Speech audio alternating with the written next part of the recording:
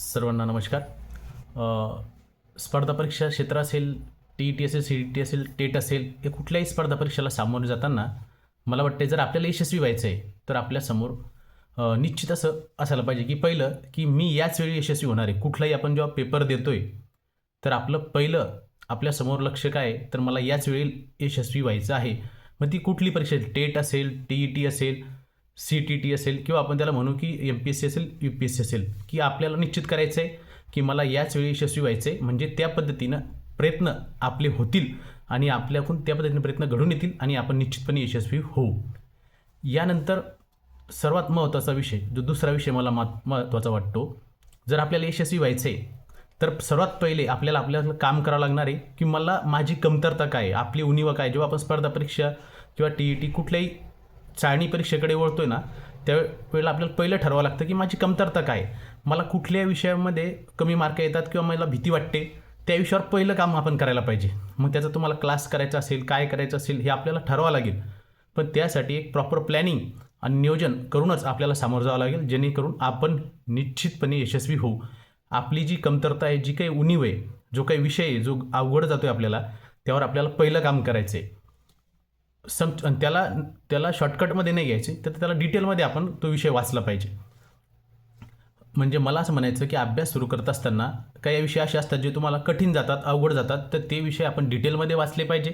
त्याला शॉर्टकट वापरायचा नाही आणि डिटेलमध्ये वाचून नंतर तुम्ही त्याच्या नोट्स वगैरे रीडिंग केल्या तरी चांगले आहे. परंतु त्याला डिटेलमध्ये समजून घेणं गरजेचं आहे, जो घटक आपल्यासाठी अत्यंत कठीण जातोय किंवा अवघड आहे किंवा समजायला किचकट आहे. तिसरी बाब आहे की अभ्यास करत असताना आपल्याला त्यात सातत्य ठेवायचं आहे. कुठलीही जी स्पर्धा परीक्षा असेल, चाळणी परीक्षा असेल, आपण त्याला सामोरं जातोय तर आपल्याला त्यात सातत्य हवं की दररोज आपण काही ना काहीतरी अभ्यास आपला व्हायलाच हवा. त्यामध्ये दररोज सातत्य हवं. सातत्य ही आपल्या यशाची गुरुकिल्ली असते स्पर्धा परीक्षामध्ये, की आपल्याला दररोजचं केलेली मेहनत आपल्याला आपल्या यशापर्यंत कार्यप्रवण बी ठेवते दररोज आणि आपल्याला एक सकारात्मक ऊर्जा देते की हा माझा अभ्यास चालू आहे आणि मी निश्चित यशस्वी होणार आहे. आणि म्हणून आपलं सातत्य हवं, जे आपली यशाची गुरुकिल्ली ठरू शकते. यानंतरचा जो महत्त्वाचा विचार मला वाटतो की कुठले बघा यश अपयश आपण मनामध्ये लक्षात जर घेतलं तर एक बाब लक्षात येते आपल्या, की आपल्या मनामध्ये अस्वस्थ निर्माण झाला पाहिजे. अस्वस्थता निर्माण झाली की मला यशस्वी व्हायचं, ही जी अस्वस्थता असते की मला यश मिळवायचं आहे, सतत जी मनात अस्वस्थ असते ना, ती अस्वस्थता आपल्याला प्रयत्न करण्यासाठी मदत करत असते. सातत्यानं तो विचार आपल्याला पुढं घेऊन जात असतो की हां, मला आज ह्या घटकावर लक्ष द्यायचं आहे, मला आज हा अभ्यास करायचा आहे.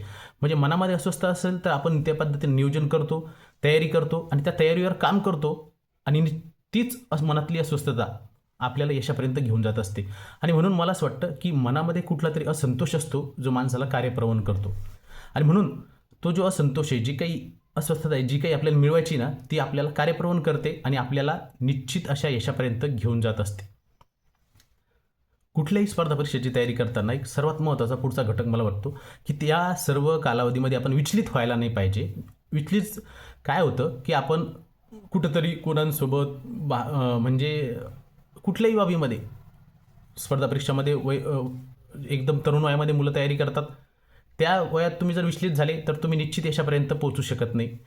तुमचं विचलित होणं मग वयानुसार असेल किंवा इतर बाबीमुळे असेल किंवा तारुण्यामुळे असेल किंवा व्यसनाधीनतेमुळे असेल, कुठल्याही गोष्टीमुळे तुम्ही जर विचलित झाले तर तुम्ही यशापर्यंत पोहोचू शकणार नाही. आणि म्हणून बाहेरील दुनियेपासून तर पेपर होईपर्यंत तुम्ही स्वतःला अलिप्त ठेवलं पाहिजे. तुम्हाला ठेवता आलं पाहिजे, एकटं राहता आलं पाहिजे, एकट्यावर काम करता आलं पाहिजे.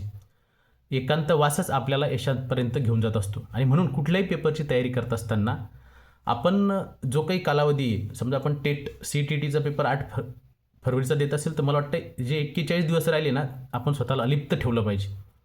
कुठलाही समजा स्पर्धा परीक्षा असेल, एम-पी-एस-सी असेल, यू-पी-एस-सी असेल, जो काही पिरियड आहे ज्यामध्ये आपला पेपर होणार आहे, त्या कालावधीमध्ये आपण स्वतःला अलिप्त ठेवलं पाहिजे आणि त्यामध्ये आपल्या सतत आपली वाटचालीवर आपलं लक्ष केंद्रित असलं पाहिजे.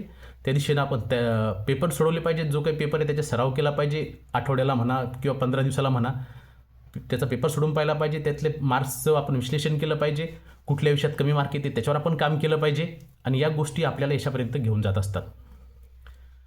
आणि सर्वात महत्त्वाचा विषय मला वाटतो PYQ, ज्याला आपण ऑब्जेक्टिव्ह पेपर जेव्हा सोडवत असतो त्यामध्ये आपल्याला प्रश्न वाचल्या वाचल्या एक तर उत्तर कोणतंही समजतं, आणि नाही समजलं तर सर्वात महत्त्वाची जर मेथड मला वाटते तर कोणतं उत्तर होऊ शकत नाही, ज्याला आपण म्हणतो इलिमिनेशन मेथड. इलिमिनेशन मेथड म्हणजे काय, की हे उत्तर होऊच शकत नाही. मग कुठलाही बघा प्रश्न वाचल्यानंतर पर्यायामधले असे 4पैकी 2 पर्याय असे असतात की ते निश्चित उत्तर होऊ शकत नाही, किंवा 3 असे असतात की ते उत्तर होऊच शकत नाही. म्हणजे जे उत्तर होऊ शकत नाही याहून सुद्धा आपण उत्तरापर्यंत पोहोचतो, आणि ही ट्रिक्ससुद्धा खूप चांगली काम करते.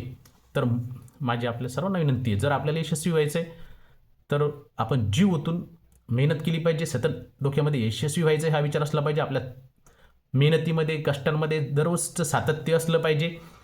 जे अवघड विषय जे आपल्याला कठीण जातात त्यावर पहिलं काम केलं पाहिजे. म्हणजेच काय, तर जो कमजोर आहे त्याच्यावर पहिलं काम करायचं. अनेक लोकांच्या अयशस्वी होण्यामागे त्यांना अवघड जाणारे विषय हेच कारणीभूत असतात, म्हणून त्यावर आपण सर्वप्रथम काम केलं पाहिजे. आणि विशेषतः अवघड विषय हे डिटेल वाचले पाहिजे आणि नंतर त्याच्या नोट्स काढल्या पाहिजे. आपण विचलित नाही झालं पाहिजे. मनामध्ये अस्वस्थ असली पाहिजे की मला यशस्वी व्हायचं आहे, आणि तीच तुम्हाला कार्यप्रवण करते, प्रयत्न करायला लावते आणि यशापर्यंत घेऊन जात असते. आणि ऑब्जेक्टिव्ह टाईप विचलित व्हायचं नाही. हे तारुण्यामध्ये असो या कुठल्याही व्यसनाधीनतेकडे झुकायचं नसतं. यशस्वी होईपर्यंत आपण विचलित व्हायचं नसतं. आणि सर्वात महत्त्वाचं म्हणजे PYQ टाईप असेल, ऑब्जेक्टिव्ह चाळणी परीक्षा असतील, त्यामध्ये एकतर उत्तर येत नसेल तर आपण इलिमिनेशन मेथडनं गेलं पाहिजे, की हे पर्याय उत्तर होऊच शकत नाही, ते आपल्याला यशापर्यंत घेऊन जाते. आणि आपल्याला सर्वजण निश्चित ज्या काही मार्ग आपण निवडला आहे, ती जी काही परीक्षा आपण निवडली त्यामध्ये निश्चित यशस्वी व्हाल. आपल्याला यशस्वी वाटचालीसाठी खूप खूप शुभेच्छा. धन्यवाद.